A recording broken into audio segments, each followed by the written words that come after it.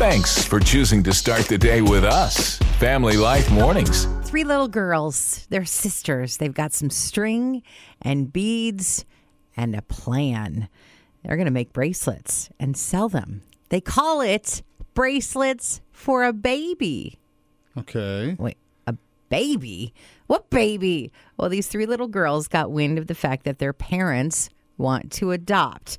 And they know adoption is expensive, so they got to work. So far, they've raised more than $1,200. Wow, just from the bracelets? I know. And someday I'm thinking when they get to hold that baby brother or sister, they're going to know it was meant to be. Right? We know you have lots of choices. Thank you for picking Family Life Mornings. A $1 billion drug bust was thwarted off the coast of Australia just recently. This happened after a yacht ran aground and 3 men aboard tried to flee to another dinghy as the police arrived. However, a huge sleeping seal was awakened by the smugglers. It jumped up, stuck out its big chest, and just bellowed out at them. I want to hear Steve Steele impression. Now the police... That's pretty good, Steve. The police said the men had a choice to make. Either try and go through the seal or get arrested. Well, they ended up choosing the latter, which is probably the smart thing to do. It does kind of make me wonder, though, as that seal bellowed out. Was it really saying, "Hold it right there"? Hold it right there. Family Life Mornings. Starting your day off with a smile. You might not be able to get it off your face for the rest of the day. Family Life. 6-lane highway, and a guy in the morning is driving down a convertible. He's in a convertible, and he's electric shaving his bald head as he's driving. Craziest thing I've ever seen. Cars in motion. Cars in Okay. motion. He's driving down, 65 miles an hour, and he's shaving his head. I'll never forget that. Now, another guy in Florida is currently turning heads. Has nothing to do with his own head. He's in a decommissioned boat. That's the top. And the bottom half is an SUV. Now, he made sure that everything is street legal before taking out to the Pensacola, Florida road. So picture this. The bottom is an SUV. The top is a boat. Now, he says the top is always down, obviously, on the boat. So he does, in case of rain, and it does rain in Florida, off and on quite a bit. He keeps a scuba mask and a snorkel on deck. Important. Just in case. So don't get any ideas, guys. I know you two are thinking already. You're thinking, I wonder if I can get a hold of this guy and have him make a jet ski tricycle for Steve. That'd be fun. Yeah, that's what I was thinking. I knew it. I'm inside your head. Positive attitudes? Check. Uplifting music? Check. Friendly company? Check. It's Family Life Mornings with Steve, Terese, and Randy. Well, we text our kids a lot, and I bet you text your kids all the time, Randy. Even with my flip phone. Yeah, so I probably text my kids more than I talk to them on the phone. So what are we most likely to text them? Where are you? Is a big one. Where are you? Where are you? Where are you? Followed by, when will you be home? But this one I love. I love you.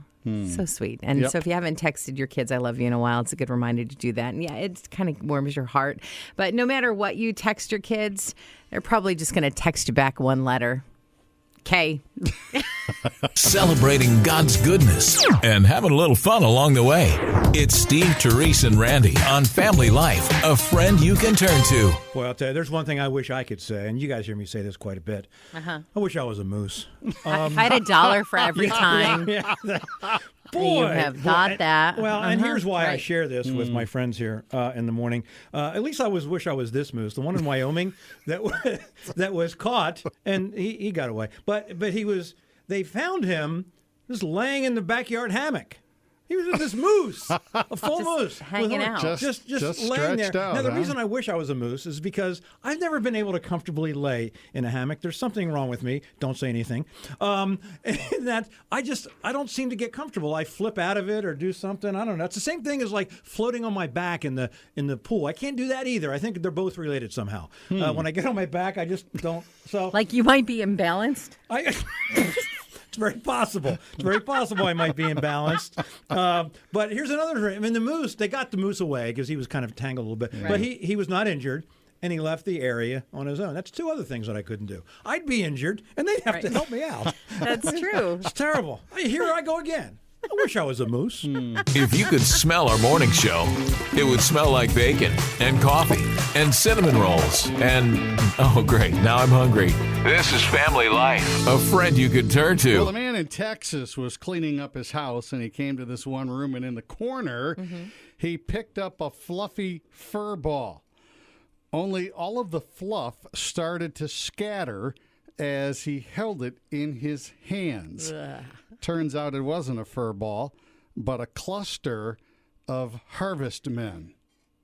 Wait, what's do I want to... You probably know them as Daddy Longlegs. No! No! Hundreds of baby daddy Longlegs. Call the realtor. Put that house on the market today. He actually has a video of it. It does look like a fur ball. No. But then they just scatter every which way. And he said what they do, and probably why they were all clustered together like that, is they're staying warm. So they just kind of hung out together. You know where they could stay nice and warm? In the fireplace. Oh, my skin is crawling. I knew you'd appreciate that. I am not going to go search for that video today. I need to look up some fluffy kittens or something. Start your day with 3 good eggs who go over easy. It's Steve, Terese, and Randy on Family Life, a friend you can turn to. Well, if you've been trying to lose some weight, to get a little healthy, tonight you're going to have to do it. I'm sorry. You're going to have to go online, find a really sad movie, and cry your eyes out.